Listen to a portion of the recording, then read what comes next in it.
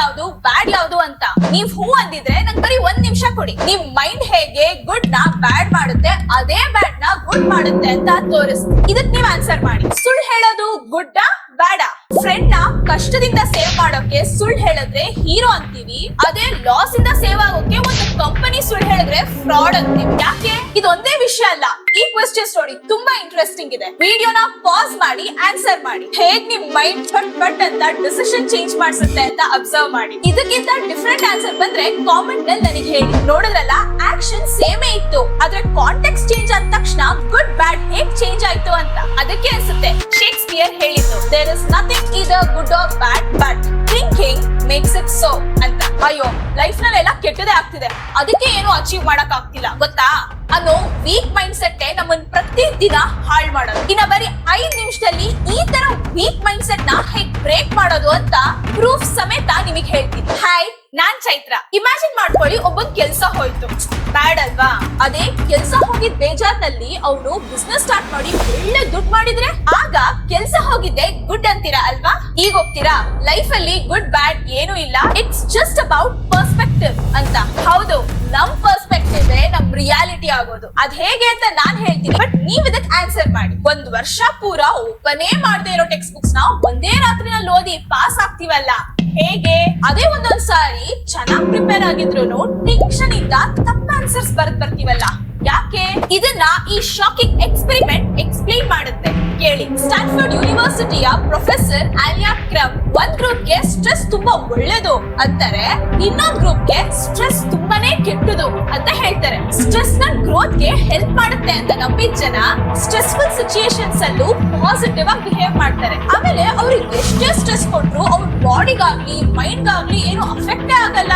ಅದೇ ಸ್ಟ್ರೆಸ್ ನ ಕೆಟ್ಟದು ಅಂತ ನಂಬಿದ ಜನ ಸ್ಟ್ರೆಸ್ಫುಲ್ ಸಿಚುಯೇಷನ್ ಬಂದ ತಕ್ಷಣ ಫಿಸಿಕಲಿ ಮತ್ತೆ ಮೆಂಟಲಿ ವೀಕ್ ಆಗೋದ್ರು ಅಂತ ಈ ಸ್ಟಡಿ ಕನ್ಕ್ಲೂಡ್ ಮಾಡ್ತು. ಇದೇ ತರನೇ ವೀಕ್ ಮೈಂಡ್ ಸೆಟ್ ಇರೋರು ಫೇಲಿಯರ್ ನೋಡಿದ ತಕ್ಷಣ ಇನ್ನ ಲೈಫೇ ಮುಗ್ದೋಯ್ತು ಅಂತ ಬ್ಯಾಡ್ ಹ್ಯಾಬಿಟ್ಸ್ ಕಲ್ತು ಪೂರ ಲೈಫ್ ನೇ ಹಾಳು ಮಾಡ್ಕೊಂಡ್ಬಿಡ್ತಾರೆ. ಅದೇ ಸ್ಟ್ರಾಂಗ್ ಮೈಂಡ್ ಸೆಟ್ ಇರೋರು ಏನೇ ಬಂದ್ರು ಯಾವ್ದೇ ಡಿಸ್ಟ್ರಾಕ್ಷನ್ಸ್ ಇಲ್ದೆ ಚೆನ್ನಾಗಿ ಜೀವನ ನಡೆಸ್ತಾರೆ. ನೋಡಿದ್ರಲ್ಲ, same situation, 2 people, 2 completely different decisions and 2 completely different lives.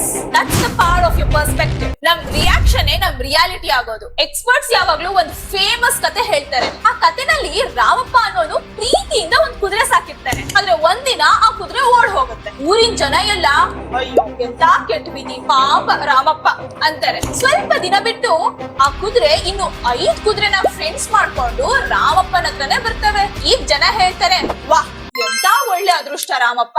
ಇನ್ನೊಂದ್ ದಿನ ಆಕ್ಸಿಡೆಂಟ್ ನಲ್ಲಿ ರಾಮಪ್ಪನ್ ಮಗನ್ಗೆ ಕಾಲ್ ಹೋಗ್ಬಿಡುತ್ತೆ. ಮತ್ತೆ ಜನ ರಾಮಪ್ಪಂದು ಬ್ಯಾಡ್ ಲಕ್ ಅಂತಾರೆ. ಹೀಗೆ ಸ್ವಲ್ಪ ವರ್ಷ ಕಳೆದ್ಮೇಲೆ ಊರ್ನಲ್ಲಿದ್ದ ಎಲ್ಲಾ ಸ್ಟ್ರಾಂಗ್ ಮಕ್ಳು ವಾರ್ಗೆ ಸೋಲ್ಜರ್ಸ್ ಬೇಕು ಅಂತ ಎಳ್ಕೊಂಡು ಹೋಗ್ತಾರೆ, ರಾಮಪ್ಪನ್ ಮಗನ್ ಮಾತ್ರ ಬಿಟ್ಟು. ಮತ್ತೆ ಅದೇ ಊರ್ನವರು ರಾಮಪ್ಪನ್ ಒಬ್ನಿಗೆ ಗುಡ್ ಲಕ್ ಅಂತಾರೆ. ಆದ್ರೆ ಈ ಎಲ್ಲಾ ಸಿಚುಯೇಷನ್ಸ್ ಅಲ್ಲೂ ರಾಮಪ್ಪ ಕಾಮ್ ಆಗಿರ್ತಾನೆ. ಹೌದಾ? ನೋಡೋಣ ಏನಾಗುತ್ತೆ ಅನ್ನೋ ರಿಯಾಕ್ಷನ್ ಅವ್ನ ಪಾಡಿಗೆ ಅವನು ಜೀವನ ನಡೆಸ್ಕೊಂಡು ಹೋಗ್ತಾನೆ. ಯಾಕಂದ್ರೆ ರಾಮಪ್ಪಂಗ್ ಗೊತ್ತು ಗುಡ್ ಲಕ್ ಬ್ಯಾಡ್ ಲಕ್ ಅನ್ನೋದು ಏನೂ ಇಲ್ಲ. ನಾವ್ ಹೇಗೆ ಒಂದ್ ಸಿಚುಯೇಷನ್ ನ ನೋಡ್ತೀವೋ ಅದಕ್ಕೆ ಹೇಗ್ ರಿಯಾಕ್ಟ್ ಮಾಡ್ತೀವೋ ಅದೇ ನಮ್ ರಿಯಾಲಿಟಿ ಅಂತ. ಇದನ್ನೇ ಸೈಕಾಲಜಿನಲ್ಲಿ ಕಾಗ್ನಿಟಿವ್ ಅಪ್ರೈಸಲ್ ಥಿಯರಿ ಅಂತಾರೆ. ಈ ರಿಸರ್ಚ್ ಮಾಡಿದ್ದು ಸೈಕಾಲಜಿಸ್ಟ್ ರಿಚರ್ಡ್ ಲಜಾರಸ್. ಏನಿದು ಕಾಗ್ನಿಟಿವ್ ಅಪ್ರೈಸಲ್? ಇದನ್ನ ಸಿಂಪಲ್ ಆಗಿ ಹೇಳ್ತೀನಿ. ಹೊರಗಿನ ಸಿಚುಯೇಷನ್ಸ್ ಯಾವತ್ತೂ ನಮಗ್ ಬೇಜಾರೇ ಮಾಡಲ್ಲ. ನಮ್ ಬ್ರೈನ್ ಆ ಸಿಚುಯೇಷನ್ ಗೆ ಕೊಡೋ ಇಂಟರ್ಪ್ರಿಟೇಷನ್ ಇಂದ ಮಾತ್ರ ನಮಗ್ ಬೇಜಾರಾಗೋದು. ಬೇಜಾರ್ ಒಂದೇ ಅಲ್ಲ, ನಿಮ್ ಎಲ್ಲಾ ಎಮೋಷನ್ಸ್ ನು ಕಂಟ್ರೋಲ್ ಮಾಡೋ ಕೆಪಾಸಿಟಿ ನಿಮ್ ಮೈಂಡ್ ಗಿದೆ. ನಿಮ್ ಮೈಂಡ್ ನ ನೀವ್ ಕಂಟ್ರೋಲ್ ಮಾಡ್ಬೇಕು ಅಷ್ಟೇ, ರಾಮಪ್ಪನ್ ತರ. ಸೊ ನೀವೊಂದ್ ಸಿಚುಯೇಷನ್ ಗೆ ಹೇಗ್ ರಿಯಾಕ್ಟ್ ಮಾಡ್ತಿರೋ ಅದೇ ನಿಮ್ ರಿಯಾಲಿಟಿ. ಕೊನೆಯದಾಗಿ ನಾವ್ ನೆನ್ಪಿನಲ್ಲಿ ಇಟ್ಕೊಬೇಕಾಗಿರೋದು, ಲೈಫ್ ನಲ್ಲಿ ಗುಡ್ ಸಿಚುಯೇಷನ್ಸ್ ಅಚೀವ್ ಮಾಡೋಕೆ ಎಷ್ಟು ಶಕ್ತಿ ಕೊಡುತ್ತೋ ಬ್ಯಾಡ್ ಸಿಚುಯೇಷನ್ಸ್ ಕೂಡ ಅಚೀವ್ ಮಾಡೋಕೆ ಅಷ್ಟೇ ಶಕ್ತಿ ಕೊಡುತ್ತೆ. ನೀವ್ ಅಚೀವ್ ಮಾಡೋಕೆ ರೆಡಿ ಇರ್ಬೇಕಷ್ಟೇ. ಎಸ್, ಬ್ಯಾಡ್ ಸಿಚುಯೇಷನ್ಸ್ ಕೂಡ ಸಕ್ಸಸ್ ಕಡೆಗೆ ಟರ್ನಿಂಗ್ ಪಾಯಿಂಟ್ ಆಗುತ್ತೆ. ಸೈಕಾಲಜಿನಲ್ಲಿ ಇದನ್ನ ಪೋಸ್ಟ್ ಟ್ರಾಮಾಟಿಕ್ ಗ್ರೋತ್ ಅಂತ ಕರೀತಾರೆ. ಈ ರಿಸರ್ಚ್ ಲಾಸ್, ಫೇಲ್ಯೂರ್, ಇಲ್ನೆಸ್ ಬಂದಿದ್ದ ಜನನ ಸ್ಟಡಿ ಮಾಡಿ ಅವರು ಹೇಗೆ ಲೈಫ್ ನಲ್ಲಿ ಹೊಸ ಅರ್ಥ ಕಂಡ್ಕೊಂಡು ಇನ್ನೂ ಸ್ಟ್ರಾಂಗ್ ಆದ್ರು ಅನ್ನೋದನ್ನ ಅಬ್ಸರ್ವ್ ಮಾಡಿ. ಇದಕ್ಕೆ ತುಂಬಾ ಜನ ರಿಯಲ್ ಲೈಫ್ ಎಕ್ಸಾಂಪಲ್ಸ್ ಕೊಡ್ಬೋದು. ನಾ ಒಂದೇ ಒಂದ್ ಹೇಳ್ತೀನಿ, ನಿಮ್ಗೂ ಐಫೋನ್ ಕ್ರೇಜ್ ಇದ್ರೆ ಇದನ್ ಕೇಳಿ. ನೀವ್ ಕೊಟ್ಟಿರೋ ಕಂಪನಿಯಿಂದನೇ ನಿಮ್ಮನ್ ಕಿತ್ ಹಾಕಿದ್ರೆ ನಿಮಗ್ ಹೇಗ್ ಅನ್ಸುತ್ತೆ? 99% ಜನ ಲೈಫ್ ಇಸ್ ಓವರ್ ಅಂತಾರೆ. ಆದ್ರೆ ಇವರು ಹೇಳಿದ್ದು getting fired from Apple was the best thing that could have happen to me. ಈ ಸಿಚುಯೇಷನ್ ನ ಫೇಸ್ ಮಾಡಿದ್ದು ಆಪಲ್ ಕಂಪನಿ ಸಿಇಒ ಆಗಿದ್ದ ಸ್ಟೀವ್ ಜಾಬ್ಸ್.